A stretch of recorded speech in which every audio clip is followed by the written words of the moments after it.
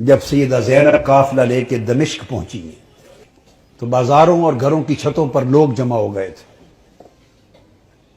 کسی کو کچھ پتہ نہیں تھا کہ یہ کٹے ہوئے سر کن کے ہیں، اور جو قیدی آ رہے ہیں اونٹوں پر کجاووں پر یہ کون ہیں. صرف اتنا اعلان کیا ہوا تھا کہ حکومت کے کچھ باغی تھے اور باغیوں کو قتل کر دیا گیا ہے. اب یہ باغیوں کے سر دربار یزید میں پہنچائے جا رہے ہیں. لوگ باغیوں کو دیکھنے کے لیے چھتوں پر چڑھ رہے تھے. کسی کو کچھ خبر کچھ پہچان نہ تھی. ہجوم ہو گیا، قافلہ رک گیا بازار دمشق میں. آج وہ بازار سوق حمیدیہ کہلاتا ہے. چھتا ہوا ہے آج بازار دمشق کا.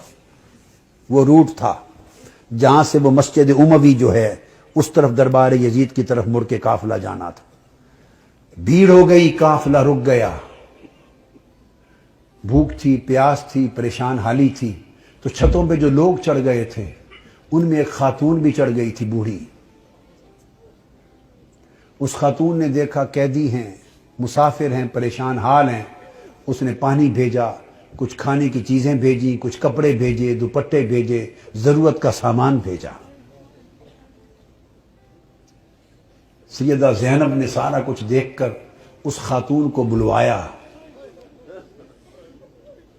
جب وہ قریب آئی تو فرمایا کہ بی بی تو نے ہمارے ساتھ بڑی نیکی کی ہے.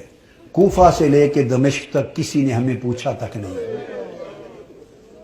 کسی نے ہمارے حال کی خبر نہیں لی. تم کون ہو اور ہمیں کیا سمجھ کے ہم سے اتنی بھلائی کی؟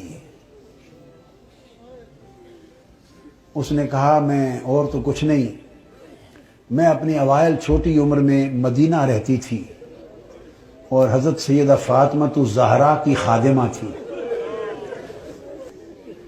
پھر جب ان کا وصال ہو گیا تو مدینہ چھوڑ کے دمشق آ گئی، پھر وہاں نہیں رہی. تو تم نے اتنی نیکی کی ہمارے ساتھ کیا سمجھ کے؟ اس نے کہا مجھے اور تو کچھ معلوم نہیں.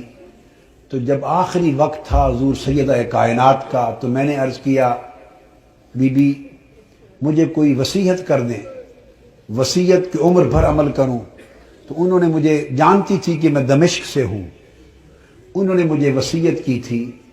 فرمایا تھا بیٹا ایک ہی وصیت ہے، کبھی قیدی نظر آئیں تو ان سے اچھا سلوک کرنا. زندگی میں کبھی قیدی نظر آئیں تو ان سے اچھا سلوک کرنا. میں نے تو دیکھا ہے قیدی ہیں اور مجھے ان کی وصیت یاد آئی ہے. زندگی میں پہلی مرتبہ موقع ملا ہے تو میں نے سیدہ فاطمہ الزہرا کی، اپنی مخدومہ کی، میں نے نصیحت پہ عمل کر کے قیدی جان کے تو یہ سارا کچھ کیا ہے. سیدہ زینب رضی اللہ تعالی عنہا اور سلام اللہ علیہ فرمانے لگی اللہ تیرا بھلا کرے، تجھے اجر دے. بتا تو نے ہم سے اتنی نیکی کی، بھلائی کی، ہم تیرے لیے کیا دعا کریں، کیا صلہ دیں؟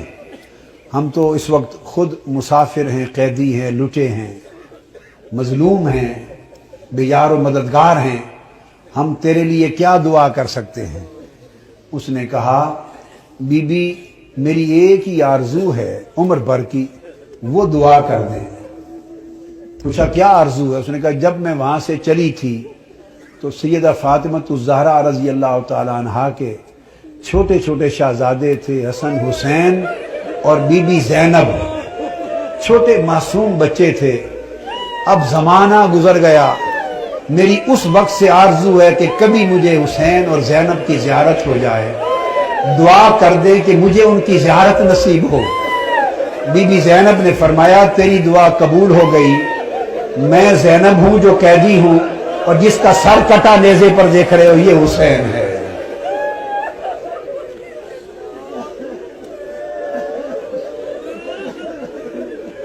اللہم صلی علی سیدنا و مولانا محمد وعلی آلہ وصحبہ وبارک وسلم.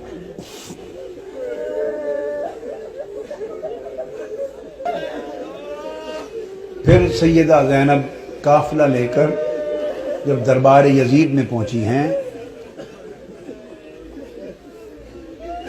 تو اس بدبخت نے حکم دیا کہ یہ جو قیدی ہیں میرے سامنے پیش کیے جائیں، اور گستاخانہ انداز کے ساتھ سیدہ زینب اور سیدنا امام زین العابدین کی طرف مخاطب ہوا۔ آپ کے ساتھ وہ ضعیفہ مائی تھی جو سیدہ کائنات سیدہ فاطمہ الزہرا رضی اللہ تعالی عنہا کی خادمہ تھی، اور جنہوں نے اپنی گود میں حسن حسین اور زینب کو پالا تھا۔ ان کا نام تھا فضہ۔ ان حضرت فضہ کا مزار آج بھی دمشق کے قبرستان مقبرہ باب الصغیر میں ہے، اہل بیت اطہار کے ساتھ ہی۔ وہ ضعیف تھی، ضعیف اس وقت بوڑھی بڑھاپے کی وجہ سے جھک گئی تھی، کمر سیدھی نہیں ہوتی تھی۔ وہ کھڑی ہو گئی جوش میں کھڑی ہو گئی اور فرمانے لگی، بدبخت یزید، تم جن کو باندیاں کہہ رہا ہے، یہ قیدی باندیاں پیش کی جائیں، خبردار، یہ دنیا اور آخرت اور کل کائنات کی مالک و وارث ہیں، تاجدار کائنات کی شہزادیاں ہیں، تمیز سے بات کر۔ یزید نے اپنے فوجیوں کو دیکھا اور کہا کہ یہ بوڑھی خاتون کون ہے جو جسارت اور بے ادبی کر رہی ہے ہمارے دربار میں، اس کی خبر لو۔ اس کے فوجی اٹھے، انہوں نے تلوار لہرائی ڈرانے دھمکانے کے لیے بی بی فضہ رضی اللہ تعالی عنہا کو۔ بس اتنا عمل کرنے کی دیر تھی کہ خود یزید کے فوجیوں میں درجنوں سینکڑوں فوجی حبشہ کے رہنے والے تھے، اور بی بی فضہ بھی حبشہ سے تھی۔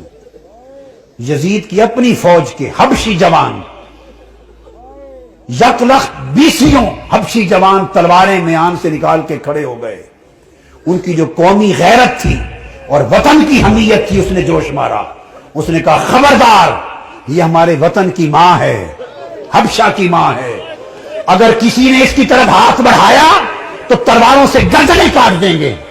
جب وہ تلواریں لہرائیں حبشہ کی ایک خاتون کی عزت کی خاطر، تو اس وقت سیدہ زینب نے مڑ کے مدینہ کی طرف دیکھا اور مدینہ کی طرف تک کر ہاتھ اٹھائے اور عرض کیا، بابا، آج حبشہ کی ایک بیٹی کے لیے سینکڑوں تلواریں نکل آئی ہیں، مگر آج آپ کی بیٹیوں کی حفاظت کے لیے کوئی شخص یہاں موجود نہیں ہے۔